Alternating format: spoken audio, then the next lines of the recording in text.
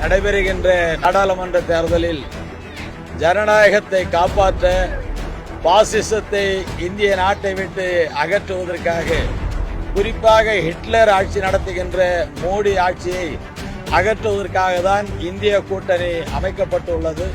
தமிழகத்தில் இந்திய கூட்டணியுடைய தலைவராக தமிழக முதலமைச்சர் மாண்புமிகு முத்துவேல் கருணாநிதி ஸ்டாலின் அவர்கள் சபதம் எடுத்துக்கொண்டு இன்றைக்கு 40ம் நமதே நாடும் நமதே என்கிற அடிப்படையில் பிரச்சாரத்தை மேற்கொண்டு வருகிறார்கள்.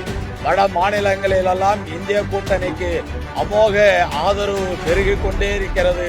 நிச்சயமாக இந்திய கூட்டணி ஆட்சி அமைக்கும். இந்த பாசிச மோடியை ஆட்சியை விட்டு அகற்றுவோம். அதற்காக தான் விழுப்புரம் நாடாளுமன்ற தொகுதியில் நம்முடைய நாடாளுமன்ற உறுப்பினர் அருமை சகோதரர் துரை ரவிக்குமார் அவர்களுக்கு பானை சின்னத்திலே வாக்கு சேகரிக்க இங்கே வருகை தந்திருக்கின்றோம். இந்த பானை சின்னம் என்பது தமிழருடைய பண்பாடு.